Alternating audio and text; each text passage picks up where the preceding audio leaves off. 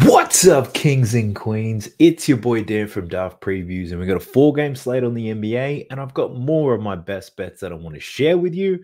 But before we do that, let's recap the picks from the last video. We went 6-1 on all of our plays.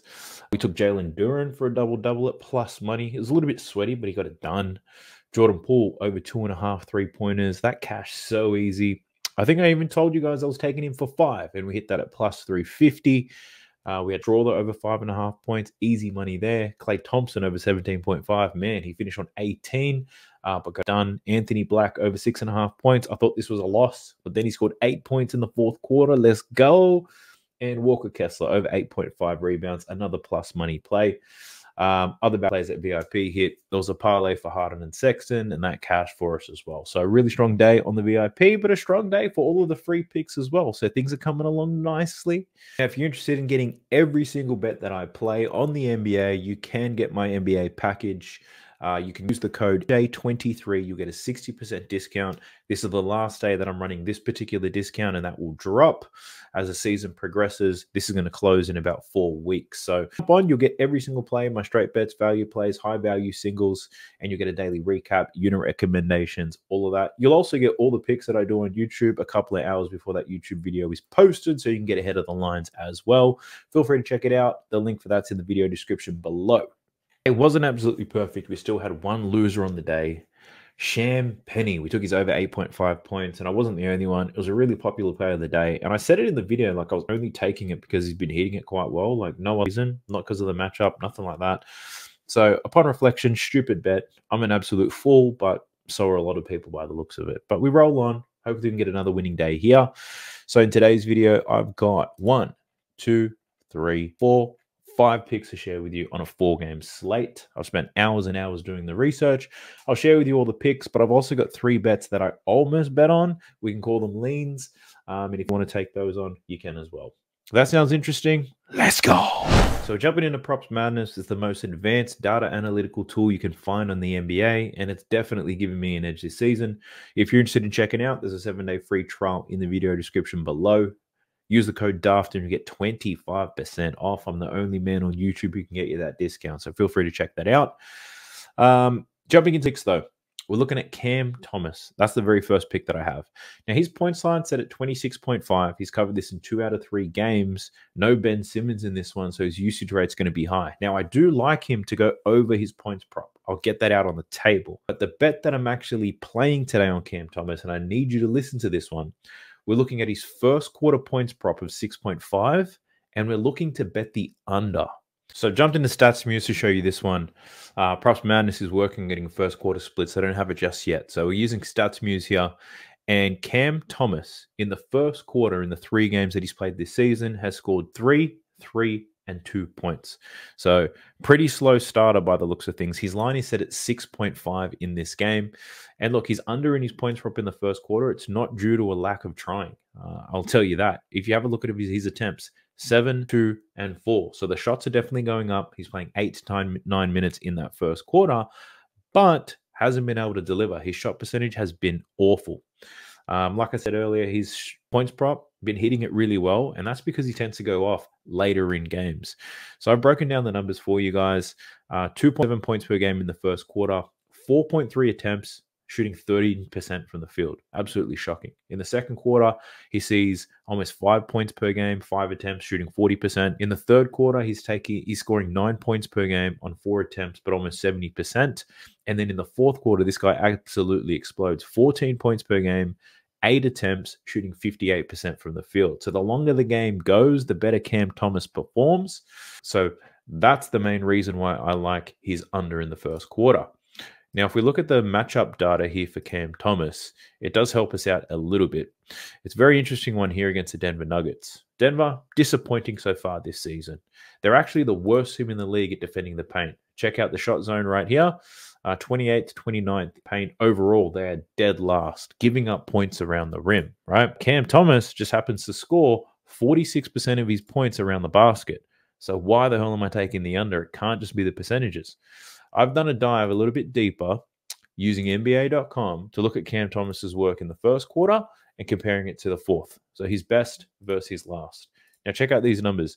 In the first quarter for Cam Thomas this season, he's taking in less than 5 feet, 0.7 shots, 5 to 9 feet, 0.7 shots, and then 10 to 15, 0.3. So we're looking at less than 2 shots per game in the first quarter within the paint for Cam Thomas, just not very aggressive. But then when you look at the fourth quarter, when the man starts to heat up and get aggressive with it, look at these numbers: 2.7 attempts in less than 5 feet, 1.3 between 5 and 9. So we're at 4 attempts already, and then 0.3. So he's looking at over 4 attempts. His attempts double in the fourth quarter. He gets more aggressive attacking the paint, whereas in the start of the game, not necessarily doing that. And I think he scores a lot of points today on the Denver Nuggets. I just don't think he does it in the first quarter. So call me crazy. It's a pretty cricket bet. I can almost guarantee you're not going to find a video of somebody talking about Cam Thomas under his first quarter points prop, but here I am. So that's my first pick. I did spend a lot of time diving into that, so I hope it cashes out. But the next pick, I've got Collin Sexton here, and we're looking at his assist prop. His line's at 5.5. I'm going under, easily going under. So he's played 3 games this season already. We had 3 assists in game 1, 1 assist in game 2, and then most recently against Dallas, he only had 2 assists in that game. So I did bet his under in assists against Dallas, cashed very easily. Leading into the Dallas game, he was averaging 7.5 potential assists. So 7.5 potential assists, and they need him to get 6 assists. I don't see we see an 80 to 90% ratio between his potential assists and his actuals. I think this 5.5 is just way too high. Now, he's up against the Sacramento Kings in this game. They haven't been great defensively. We can be honest about that. I do see Collin Sexton having a good scoring game, like he has been. 16-12, then he scored 23 points against Dallas. Now, if we look at Collin Sexton, doesn't shoot threes, scores a lot of points in the paint and a little bit in the mid-range. If we look at how the Sacramento Kings play defense and what they allow, average, defending the three-point line, the extended paint area, and the mid-range, they're all for that. So I can see Collin Sexton scoring a lot of points, meaning he's not going to be passing that ball around. Even in his most recent game against Dallas, he played 28 minutes. That didn't lead to more assists. It just led to more points for Collin Sexton. So even if he plays another 28 minutes, I'm not overly concerned about his assist line. Basically, the way that I see this game going for Collin Sexton, he probably plays about 25 minutes. He takes about 10 to 12 shots. He'll score about 15 to 17 points. The only way I see him going over this assist line is if Keontae George, if he gets injured, or if miraculously he gets his minutes cut, which is highly unlikely based on how things have been going. So I do like Collin Sexton to score some points and not dish up the assists. The over in his points prop, probably another pivot, 17.5. A little bit too high for my liking, but I think he gets close to it. And if he's going to score 17.5 points, I don't see him getting close to 6 assists. So take the under there on Collin Sexton's assists. We're staying in the next game, staying in the same game for the next pick. And I like Keegan Murray in this one. I'm looking at over 2.5 3-pointers made. It's a plus money play. It's a plus money play across all books, really. So I do like the over here. Keegan Murray so far this season, 5 3-pointers made against Minnesota, 2 3-pointers made against the Lakers. What I do like is the volume, 10 and 7 attempts. Now, the Jazz, they have the worst defensive rating this season, and they are absolutely awful at defending the 3-point line. You can see it in this shot zone chart right here. They're particularly bad at defending corner threes. Just happens to be where Keegan Murray lives. It's one of his favorite shots at the moment, shooting corner threes at a pretty high clip. Now, I did speak about volume, 7 and 10 attempts. If we just look at last season's data, just to see what he does with the similar types of volume. So if we look at 3-point attempts and we say if he takes a minimum of 7, I think he takes more than that. Minimum of 7 against the teams with the bottom 10 defensive ranking. Utah dead last. So if anything, we soften the matchup a little bit. But just looking at this graph, he's gone over this line in 8 out of 12 games, 66% hit rate, averaging 4 3-pointers made per game. So a pretty straightforward one there for Keegan Murray. I think the Kings have their way with them, and where the Kings have been really loose is defending that 3-point line, and I like Keegan Murray to get it going. His last game, he was a little bit quiet, but I think he can really heat up in this one. So Keegan Murray, over 2.5 3-pointers made. The next game, we're heading over to the Pelicans versus the Warriors, and I'm taking this donkey right here, Draymond Green, and I'm looking at his PRA. I got it at 20.5. Some places have it at 19.5. But even at 19.5, I'd be taking the same bet. It's a plus money play, and I'm looking at under Draymond Green on his PRA. Now, you can see this season in 3 games, hasn't gotten close to it. 17, 9, and 9 points, rebounds, and assists. He's been season, in my opinion. I'm waiting for him to get ejected, to be honest with you. And look, that's a real possibility in this game. They get ejected, he gets ejected, doesn't hit his PRA. But this is a game where there's no Steph Curry and there's a chance that there's no Andrew Wiggins. But does that mean Draymond Green's production improves? I don't think so. If anything, you have less need for him out there on the court. If we have a look at last season's data in games without Steph Curry, we've got a very small sample size, but he played 3 games without Steph Curry. His PRA was 13.3 in all of those games. 2 games against the Spurs, a game against the Jazz. Easy competition, if you ask me. And when it comes to racking up numbers and stats, he couldn't get it done then. Looking at this game, up against the Pelicans, they do lack a little bit of size at the center spot, but Draymond Green's not the type of guy to take advantage of that. He's pretty much playing the 4 role now, and I don't see him having a good game. If you just look at his points line at 7.5, he's hit that in 1 of 3 games. Not very impressive, averaging 4 points per game. His assist prop at 5.5 hasn't hit that in any game, and his rebounds, that's at 6.5, and he's gone under that in all 3 games as well. No Steph, no Wiggins. I don't think that means more Draymond Green. I don't think that's the answer you're looking for. If you ask me, you probably see a lot more Kuminga. You see a lot more Podziemski. And we'll probably see a lot more Buddy Hield. I don't think we see more Draymond Green than what we have been seeing so far this season. So take the under. Draymond Green, under 20.5 points, rebounds, and assists. The next pick, and this is my last actual bet that I've placed. We're looking at Trayce Jackson-Davis. And I'm looking at his points prop, over 10.5 points for Trayce Jackson-Davis. He's over this in 2 out of 3 games, 14 against Portland, 12 against Utah, and then 4 points against the Clippers. Only played 16 minutes in that game. Now, why am I betting on Trayce Jackson-Davis? Well, for one, he only does 2 things on offense. He dunks the ball or he makes layups. If you look at his shot zone this season, 100% of his points have come from within the paint. 92% of those have come from within the restricted area. I looked at the highlights of every single point he scored this season. Dunk, layup, rebound, dunk, rebound, layup, pick and roll into a dunk. Just a whole lot of dunks and layups for Trayce Jackson-Davis. And you can see it is in percentages. 5 from 5 against Portland, 6 from 6 against Utah, and then 2 from 6 against the Clippers. So he didn't shoot very well there. Had to deal with a big-ass Serbian, Zubac. He might not be Serbian. That's very racist of me to make the assumption. But tougher matchup there for Trayce Jackson-Davis. Now, he's up against the New Orleans Pelicans, who don't necessarily have much, I would say, talent at the center spot. They've got Missy playing limited minutes. Who else they got? Is Daniel Tice still there? Jeez. I couldn't even tell you. They're very small, they're very thin, and they've been dominated by bigs so far this season. You can see it in the defensive shot chart. The Pelicans, dead last in the league at defending the restricted area. They're allowing a ton of points there. DeAndre Ayton had his way with them, and he's not even a beast in the restricted area. He's a big softy. He loves the mid-range. Trayce Jackson-Davis hand about that life. Everything he does is right under the rim, and I can see him taking advantage of the matchup here. Now, another comparison here is, what's that young guy from Portland? Donovan Clingan. I don't know who he is, but that guy, he scored 13 points in 27 minutes over 2 games, right? But that guy only does dunks and layups as well. He doesn't have the athleticism, doesn't have the touch that Trayce Jackson-Davis. I think TJ here is a much better basketball player than that guy right now, and I think he's going to have a strong day under the cup. If we look at last season's data as well, and you take a look at the head-to-heads, he played 3 games against the Pelicans, scored 13, 19, and 10 points against them. So somewhat efficient. These young players, they tend to get better bit by bit, year by year, and I think he's improved a lot this year, and we're going to see it here against the Pelicans, hoping he dunks all over them. Now, don't leave. I still have more valuable content for you. I've got 3 leans on some pretty star players, so you probably want to hear what I have to say.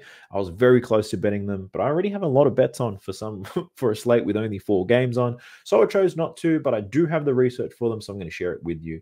All I do ask for you to do is like the video, subscribe to the channel if you haven't already. I'm chasing 11,000 subscribers, and let me know in the comment section which one of these bets you like the most, and let me know what your favorite bet is of the day. All right, so we're looking at my list of leans now, and I've got 3 of them. The very first one, let's go back to the Minnesota Timberwolves game, and I've got 2 leans from this game. The first one is on Anthony Edwards. Now, Anthony Edwards to go over his points prop is a very popular play today. A lot of people think there's a revenge factor going into this game. The other angles is that his field goal attempts have been really high. I personally didn't play his points prop because the matchup's not great in terms of how he likes to score. Plus, somewhat decent at defending it. They're good at defending the pick and roll. They give up points to spot up shooting, but Ant Edwards probably not the number one spot up shooter in that team. And so I absolutely love it. And if the whole public is on it, I'm not doing a Champagny again. So I'm not touching Anthony Edwards over his points. I did consider taking the under in his assists, though. Not going to lie to you. The line's at 5.5. It's a plus money play to the under. Now, he's gone under this in every game so far this season, 3, 4, and 4. He also went under in 3 out of 4 games against the Dallas Mavericks last season. Check it out. 3 out of the 4, he went under. So we've got some historical data to rely on. He did go over against him in the playoffs, but who uses playoff data to make regular season bets? Not this guy. And also the Mavericks, they haven't allowed any shooting guards to go over 6 assists this season. So it's not like Anthony Edwards is the best playmaking 2 we have in the league. So I think that also supports the under. I also looked at his potential assist numbers. He's got 11 against the Lakers, 8 against the Kings, and then 8 against the Toronto Raptors. If we break down last season's data and we look at the potential assists and we allow some room for error and we say, let's look at the games where we had between 7 and 12 potential assists. Looking at 27 games last season, Anthony Edwards, he only went over this in 8 out of 27 games. So pretty poor hit rate, if you ask me, given the number of potential assists he's currently putting out. And that's because of his shot volume. He's shooting the ball a lot more than he was. So I'm not surprised to see the potential assist numbers are sitting at this range. So I considered the under in his assists. It correlates to the over in points. I just don't know if he's going to be able to score them. The next play, it was Rudy Gobert. And I did look at his over 12.5 rebounds. He's hit this in 1 of 3 games, averaging 12.3 boards, 14, 11, and 12 so far this season. Minutes are great. He's playing 35 plus minutes in every game so far. If we look at last season's data, look at the games where he played over 35 minutes and under 40 minutes. And he had 27 games or his last 27 games where he fit this minutes range. He actually covered this line 74% of the time. He averaged 14.6 rebounds per game. I also like this play because it took Walker Kessler, took his rebounds over against the Mavericks. His line was at 8.5 at plus money. He finished with 11, and that's because Dallas is going to run those 2 bigs, Lively and Gafford. That means there's always going to be a place for Rudy Gobert on the court. I don't see him getting into foul trouble either. So Rudy, I do like it. They're going to play a lot of drop coverage with him, though, so that could open up some scoring for Dallas. But at the same time, I think you prefer Rudy out there at the 5 than someone like Naz Reid. So Gobert rebounds, that was another lean of mine. Still might bet them. We'll see. We'll see what happens. I might do a same game parlay for this Mavericks game and just put all my bets together and see what happens. But the very last lean I do have is in that Golden State Warriors game, and it's for the cum bucket. Where is he? Jonathan Kuminga, looking at over 20.5 points. Now, he's gone under in all 3 games. He's only averaging 8 points after 3 games this season, but he's only played 18 to 20 minutes. We do have some injuries to Andrew Wiggins and to Steph Curry, and I think that means a lot of Jonathan Kuminga time. I think the whole angle here for Jonathan Kuminga is if you look at his games without Steph Curry last season, check this out. Over in 6 out of 7 games, averaging 20 points per game. In those games, he played between 27 and 35 minutes. So he saw a big lift in his minutes, but it's not like he's playing 40 a night. Highly efficient, good shot volume, good usage rate. So Jonathan Kuminga performs when Steph Curry's not there. He's probably most likely to do it, but I didn't want to bet on both Kuminga and Trace Jackson Davis to go over their points props, even though they probably could.